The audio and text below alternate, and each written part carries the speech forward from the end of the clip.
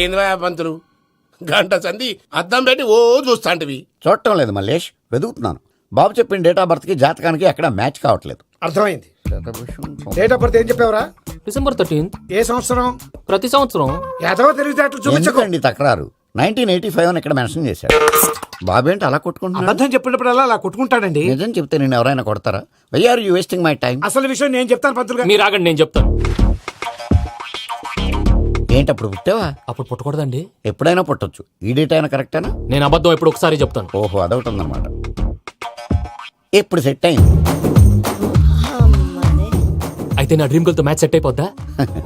గ్రహాలన్నీ ధర్నా చేసినట్టు ఒకే రూమ్ లో ఉండిపోయినాయి. క్లమ్జీగా ఉంది. పోనీ డేట్ ఇంకోసారి చెప్పంటారా? నో నీడ్ మా. అయితే పెళ్ళప్పుడు చెప్పండి. పోలవరం ప్రాజెక్ట్ లాగే నీ జాతకంలో కూడా క్లారిటీ లేదు రాజా. పలాసా గారు, మీకు చూడటం రాదని చెప్పండి.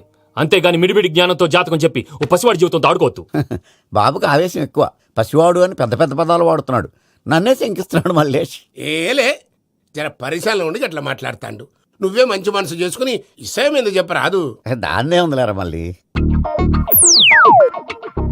బాబుకు త్వరలో విదేశీయానం ఉంది. ఇది కరెక్ట్ గా చెప్పారు. నీకు దైవభక్తి కూడా ఎక్కువ. ఇది కరెక్టే. ఇవన్నీ ఎంత కరెక్టో నీ పెళ్లిలో ఉన్న సస్పెన్స్ కూడా అంతే కరెక్ట్. మరి సస్పెన్స్ క్లియర్ అవడానికి ఏం చేయాలి? ఈ టైప్ సిచ్యువేషన్స్ లోనే నేను గవ్వలు నేను మిమ్మల్ని నమ్ముకున్నాను. ఈ గవ్వలు నేను బాగా కలిపి వేస్తాను. అన్ని బోర్లా పడితే నీ పెళ్లి అవుతుంది. తిరగబడితే నీ పెళ్లి అవదు. సగం అటు సగం ఇటు పడితే ఎటు కాకుండా పోతాం. ఏంట్రా మళ్ళీ ఇది? దేనికైనా లిమిట్ ఉంటుంది కదా. నోటుకొచ్చి వేస్తానమ్మా.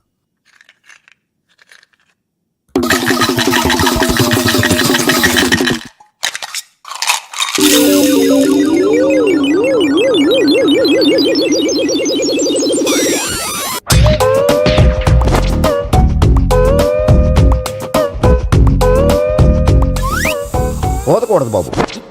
జాతకం మనం రాయకూడదు, ఉన్నది చదువుకోవాలి. దీని అర్థమైంది పంతులు గారు. మీవాడు కూడా ఈ గవ్వలాగే ఒంటరిగా మిగిలిపోవచ్చు. అలాంటి మాటలు అనొద్దు పంతులు గారు. ఇంకోసారి ట్రై చేయండి. తప్పు బాబు.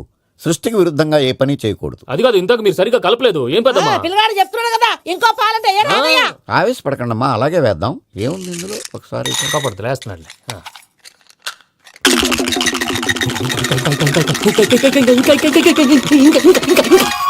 నువ్వు కల్.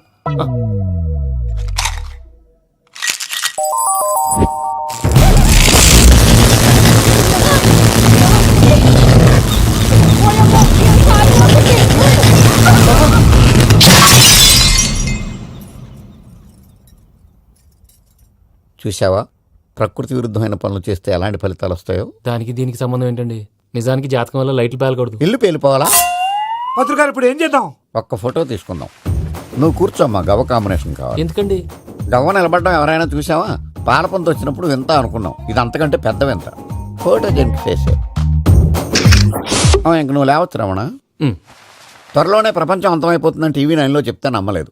ఈ పరిణామాలన్నీ చూస్తుంటే నమ్మాల్సి వస్తుంది వెంకటరమణ. ఈ జాతకుడికి పెళ్ళంటూ జరిగితే ఒక నెలలో జరిగిపోవాలి, లేకపోతే జీవితంలో పెళ్లి యోగం లేదు. ఇంకోటి ఉందమ్మా, త్వరలో నీకు రాహుగ్రహ ప్రభావితుడైన ఒక కేతువుగాడు పరిచయం అవుతాడు. దాంతో నీ జీవితంలో పెనుమార్పు సంభవిస్తుంది.